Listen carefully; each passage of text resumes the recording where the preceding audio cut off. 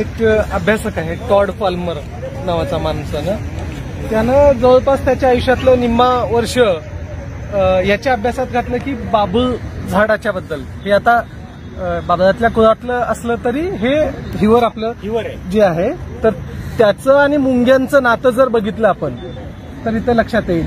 हे झाड काय करतं, मुंग्यांसाठी एक गोड पदार्थ सोडत असतं, द्रव, आणि ते मुंग्यांना राहण्यासाठी घरटं पण करून देतं. झाड स्वतः करून देतं मुंग्यांसाठी घरटं, आणि मुंग्या त्याच्यात राहतात.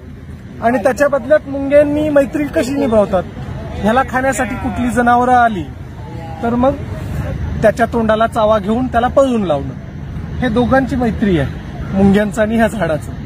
आणि हे कायम ज्या ज्या झाडांनी मुंग्यांसाठी घरटं करून दिलं आणि आपलं घर बनवून दिलं, अन्न दिलं मुंग्यांसाठी, त्या झाडांचं वाढ मोठ्या प्रमाणात झाल्याचं अभ्यासातून त्या टॉड पाल्मरच्या लक्षात आलं. त्यांनी बंदिस्त करून काही झाडांचं अभ्यास केलं, निरीक्षण केलं, काही झाडांना मोकळ्यात सोडलं.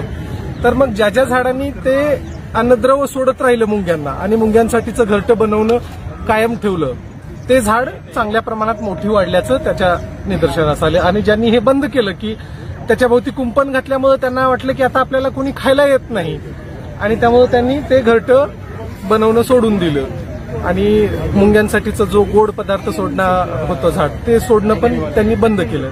त्यामुळं त्या झाडाची वाढ पण खुंटली आणि नंतर ते कंपाऊंड काही काळासाठी राहतो, नंतर मग जनावरांनी खाऊन त्यांना संपवलं.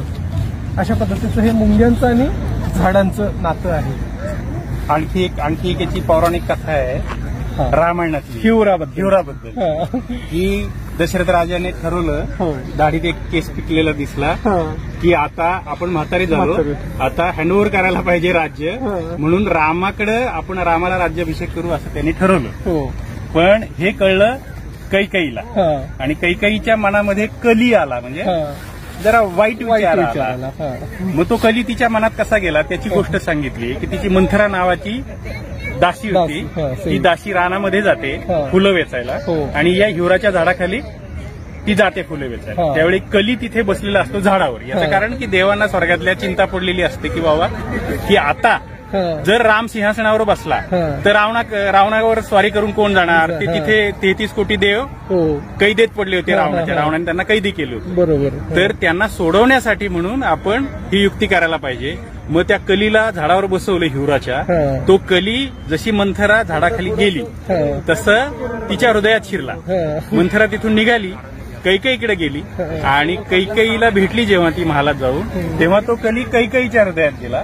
आणि मग कैकेयीने सांगितलं की रामाला वनवासात पाठवा आणि माझ्या मुलांना भरताला सिंहासनावर बसवा. आधी वर दिले होते. ही पौराणिक कथा आहे, पण मला असं वाटतं की ही याच्यासाठी निर्माण झाली असावी की झाडाचं रक्षण व्हावं, ते कोणी तोडू नये, म्हणून कदाचित अशा कथा झाल्या असतील. तू सांगितली ही मुंग्यांचं आणि याचं नातं ही वेगळीच आणखी. थँक्यू.